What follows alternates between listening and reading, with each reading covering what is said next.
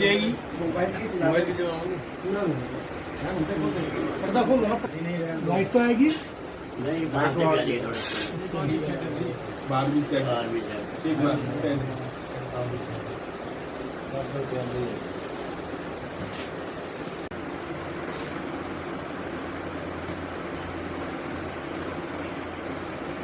हाँ, ये जली लाइट जलाई, बिल्कुल सही जलाई आपने। ये देखो, हाँ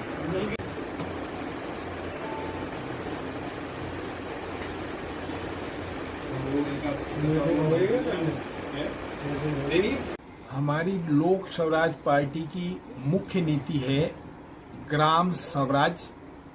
गांव में गांव का राज्य हो, गांव की सरकार हो, उन्हें निर्णय लेने का अधिकार हो।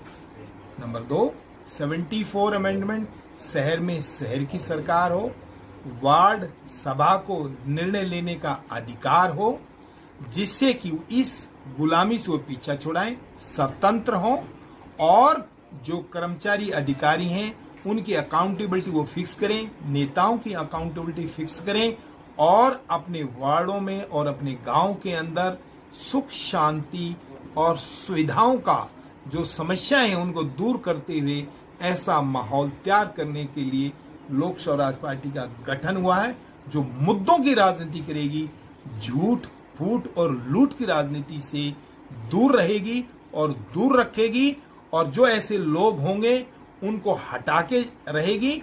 और मेन जो मुद्दे की बात है, चाहे वो बेरोजगारी की बात हो, चाहे वो महंगाई की बात हो, चाहे लोगों की समस्याओं की बात हो, सुरक्षा की हो, चिकित्सा की हो, शिक्षा की हो, उनको हर हाल से लागू करने की लिखित रूप में गारंटी देगी कि भी हम अगर सरकार में आते हैं, लोग हमारा साथ देते हैं, तो हम 100 दिन के अंदर सबसे पहले लोगों को स्वतंत्रता देंगे, फ्री शिक्षा देंगे, फ्री चिकित्सा देंगे, फ्री सुरक्षा की गारंटी देंगे। मीटिंग का सबसे बड़ा मुद्दा है हमारे दयानंद भाई जी। ये आपके पुराने वैद्य जी भी हैं और अभी भी बहुत अच्छी अपनी डॉक्टरी चला रहे हैं। आज इन्होंने हमारे साथ लोक स्वराज पार्टी को ज्वाइन किया है और ये एक बहुत बड़ी जिम्मेवारी के साथ सारे हरियाणा में, सारे प्रांतों, सारे जिलों में हमारी जो विचारधारा है उसको आगे बढ़ाएंगे। नंबर 2, आज हम जगाधरी में पहला अपना जितने कार्यकर्ता हैं, पदाधिकारी हैं, उनके साथ 74 अमेंडमेंट ऑफ द कॉन्स्टिट्यूशन जो शहर के लिए है और 73 अमेंडमेंट कॉन्स्टिट्यूशन है वो गांव के लिए है, जहां पे गांव में गांव की सरकार और शहर में शहर की सरकार, उन्हें हो निर्णय लेने का अधिकार। इस मुद्दे को लेकर के हम हर जिले में जाएंगे, हर विधानसभा कॉन्स्टिट्यूशन में जाएं कि लोग आज भी 75 सालों के अंदर गुलाम हैं, उन्हें कोई अधिकार नहीं है, ना नेता से पूछने का, ना अधिकारी कर्मचारियों से पूछने का। अगर ये अधिकार जो 1992 के अंदर बने थे, लोगों को अपने गांव में निर्णय लेने के लिए, अपनी समस्याओं के बारे में निर्णय लेने के लिए, शहर में अपनी समस्याओं के निर्णय लेने के लिए, चाहे बिजली हो, पानी हो, शिक्षा हो, चिकित्सा हो, वो सारे अधिकार उसमें दिए हुए हैं। जब तक ये अधिकार नहीं मिलेंगे, स्वतंत्रता हमारी अधूरी है। स्वतंत्रता हमारी अधूरी है तो हम गुलामी में रह रहे हैं। जबकि वोट हमारा सरकार बनी और हमारा ही टैक्स से सरकार चली, तो सरकार हमें क्यों नहीं ये अधिकार दे रही है? और हमें पूछने का अधिकार, आरटीआई में पूछने का अधिकार तो है, लेकिन हम उस निर्णय को लागू कैसे कराएं, ये अधिकार 73 और 74 में है। नहीं हो रही। आरटीआई के अंदर सिर्फ इन्होंने एक वर्ड दिया कि आप हमसे सवाल पूछ सकते हैं। सवाल पूछने के बाद उस कमी को पूरा करने के लिए लोगों के पास कोई अधिकार नहीं है। और अगर 73, 74 लागू होता है तो लोगों को अपनी सरकार चलाने का गांव में और शहर में हक होगा। नंबर 2, जिन्होंने गलती की है, कर्मचारी अधिकारियों ने या कोई और आदमी ने, उसको पूछ करके उसके खिलाफ कार्रवाई करने का अधिकार होगा। जो महकमा पुलिस का अगर अपराध को नहीं पकड़ रहा है तो वो समनिंग करके, समनिंग जो सबसे बड़ी पावर है, जो मजिस्ट्रेट के पास पावर है, वही पावर हमारी वार्ड सभा के पास शहर में आएगी और ग्राम सभा के पास गांव में आएगी कि एसपी साहब आपने काम क्यों नहीं किया, डीसी साहब ये काम क्यों नहीं किया, नेताजी आपको वोट दिया आपने काम क्यों नहीं किया। समनिंग नहीं, समन कर करके उसको यह भी अधिकार होगा कि अगर आपको काम नहीं किया क्यों ना आपको डिसमिस कर दिया जाए। कितना बड़ा अधिकार है। अगर नेता काम नहीं करता तो उसकी अकाउंटेबिलिटी फिक्स होगी, मुलाजिम काम नहीं करता तो अकाउंटेबिलिटी फिक्स होगी, उसका हिसाब होगा, और अफसर नहीं काम करता तो उसका हिसाब होगा।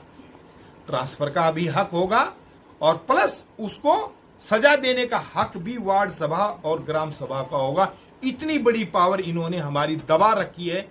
पिछले 30 साल से वो अमेंडमेंट हो चुका है और फाइलें दबा चुकी हैं क्योंकि इनके अधिकार कम होते हैं। अग्निवीर योजना निश्चित रूप से एक फेल योजना है। 4 साल में एक सिपाही को जब हम 1 साल ट्रेनिंग के देते हैं और 3 साल वो प्रोबेशन पे रहता है, चाहे वो मुलाजिम हो चाहे अफसर हो, 1 साल ट्रेनिंग का चलेगा और 3 साल हमारे प्रोबेशन के। प्रोबेशन पीरियड में ही आप उसको निकाल दोगे तो नौकरी कहां करें? एक नंबर 2, वो एक आशा के साथ वहां गया, उसकी कोई जॉब सिक्योरिटी नहीं। एक नेता 4 साल के लिए एमएलए बनता है तो उसको पेंशन मिलती है ना। तो इस बच्चे को जो अपना सारा जीवन उस देश के लिए देगा तो उसको एक छोटी सी पेंशन, गुजारा भत्ता तो दे दें, वो भी नहीं है। और इसके बाद जब वहां से फौज से आ जाएगा तो 25%, 75% जो लोग रह जाएंगे वो धक्के कहां खाएंगे, उसका कोई इनकी गारंटी नहीं है कि उनको दोबारा कोई जॉब दे दी जाएगी। तो अग्निवीर में जाएगा वो अपना एक मीठी गोली इन्होंने दे दी है। अभी इस बहाने हम लड़कों को भर्ती कर देंगे, उनका कैरियर, मैं तो समझ रहा हूं कैरियर बर्बाद ही हो जाएगा, उनकी जवानी तो वहां चली जाएगी। और वो फिर 25 जब 21, 22, 23 के भर्ती होंगे तो 4 साल करके 26, 27 के होंगे, ना घर के ना घाट के। अब आंदा एस्टेट लगाइए आप। मैं अभी एस्टेट की वो देख रहा था, आरटीआई देख रहा था। 16,779 लड़कों ने पास किया एस्टेट, और एक लड़के का फार्म है 1,000 रुपए का। जरा को अच्छा सा मैथमेटिक्स हो, देखो कितने करोड़ रुपए हो गया फार्मों का पैसा, घोटाला हो गया। बच्चों से फार्म भरा लिए करोड़ों रुपए के और नौकरी उनको आज तक नहीं, वो धक्के खा रहे हैं। 5,000 वैकेंसी टीचर की खाली हैं।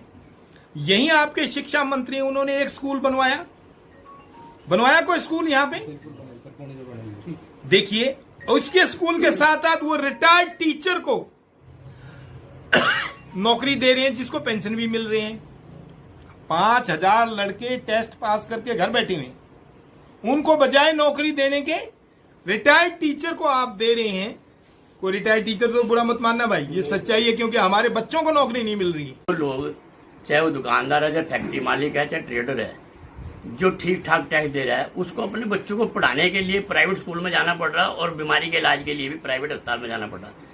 तो उसको अपने टैक्स का रिटर्न नहीं मिल रहा।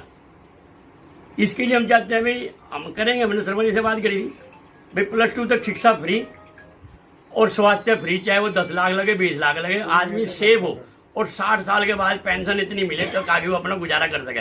लेकिन हम इस पार्टी में रह गए, हम किसी को शादी के लिए 1 रुपया नहीं देंगे।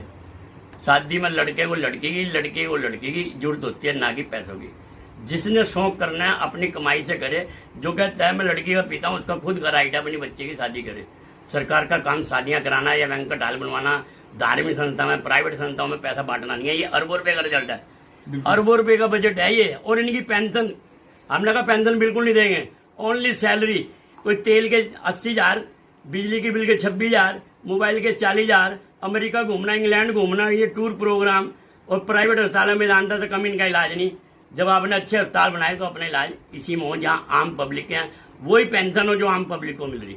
ये हम रूल लेके इनके साथ आए थे और ये सेटिस्फाई है कि आपकी बात मुझे बड़ा अच्छा सुझाव लगा, ये बहुत अच्छी बात है।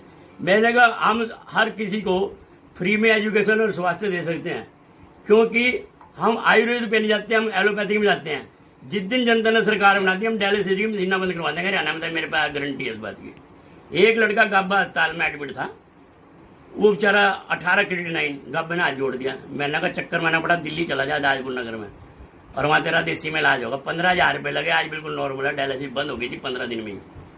तो देसी दवाइयों पे ना तो मोदी जाते हैं। कोरोना काल में मैंने 350 लोगों को दवाई दी इस घर के बाहर ही, एक भी इफेक्ट नहीं हुआ और सारे सही हुए। मैंने आपको भी फोन करा था एक दिन।